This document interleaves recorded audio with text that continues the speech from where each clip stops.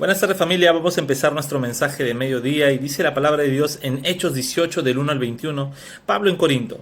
Y después de estas cosas, Pablo salió de Atenas y fue a Corinto y halló a un judío llamado Aquila, natural de Ponto, recién venido de Italia con Priscila su mujer, por cuanto Claudio había mandado que todos los judíos saliesen de Roma, fue a ellos, y como era del mismo oficio, se quedó con ellos y trabajaban juntos, pues el oficio de ellos era hacer tiendas. Y discutía en la sinagoga todos los días de reposo, y persuadía a judíos y a griegos. Y cuando Silas y Timoteo vinieron de Macedonia, Pablo estaba entregado por entero a la predicación de la palabra, testificando a los judíos que Jesús era el Cristo. Pero oponiéndose y blasfemando estos, les dijo, sacudiéndose los vestidos, vuestra sangre sea sobre vuestra propia cabeza, yo limpio desde ahora, me iré a los gentiles. Y saliendo de allí se fue a casa de uno llamado Justo, temeroso de Dios, la cual estaba junto a la sinagoga, y Crispo, el principal de la sinagoga, creyó en el Señor con toda su casa, y muchos de los corintios, oyendo, creían y eran bautizados. Entonces el Señor dijo a Pablo en visión de noche, no temas, sino habla y no calles, porque yo estoy contigo, y ninguno pondrá sobre ti la mano para hacerte mal, porque yo tengo mucho pueblo en esta ciudad. Y se detuvo allí 1 año y 6 meses, enseñándoles la palabra de Dios. Pero siendo Galión procónsul de Acaya, los judíos se levantaron de común acuerdo contra Pablo y lo llevaron al tribunal, diciendo, este persuade a los hombres a honrar a Dios contra la ley. Y al comenzar Pablo a hablar, Galión dijo a los judíos, si fuera algún agravio o algún crimen enorme, oh judíos, conforme a derecho yo los toleraría. Pero si son cuestiones de palabras y de nombres y de su ley, véanlo ustedes, porque yo no quiero ser juez de estas cosas. Y los echó del tribunal. Entonces todos los griegos, apoderándose de Sóstenes, principal de la sinagoga, le golpeaban delante del tribunal, pero a Galión nada le daba ello. Mas Pablo, habiéndose detenido aún muchos días allí, después se despidió de los hermanos y navegó a Siria, y con él Priscila y Aquila, habiéndose rapado la cabeza en Cencrea, porque tenía hecho voto. Y llegó a Éfeso y los dejó allí.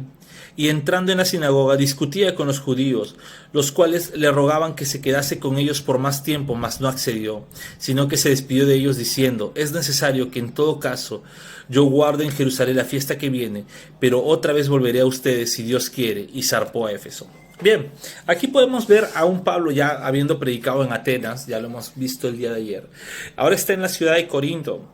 Y se encontró ahí a dos personas que eran de su propio oficio. Pablo no solamente predicaba la palabra, sino tenía un oficio que era armar tiendas, ¿no? Las carpas para los romanos, para el ejército. Entonces Pablo estaba conversando con ellos, ¿no? Con Priscila y Aquila. Pero también Pablo se dedicaba en la sinagoga de los judíos a discutir con ellos sobre el mensaje del evangelio. Pero estos judíos, incluso siendo del pueblo de Dios, no entendían el mensaje de Cristo, y es más, hasta hablaban mal del Señor, hasta a tal punto de que Pablo dijo, bueno, yo ya prediqué, ya compartí, yo me limpio de ustedes, ahora me voy a predicar a los gentiles. Y ese era el ministerio de Pablo. El ministerio principal de Pablo no era convencer judíos, sino ir a los gentiles. Y Pablo fue a predicar a los gentiles. Pero los judíos no querían ello. Por eso lo agarraron a Pablo y lo llevaron frente al concilio romano y querían que dejase de predicar. Pero ya el Señor le había dicho a Pablo que nadie podría poner nada. No podrían poner manos sobre él.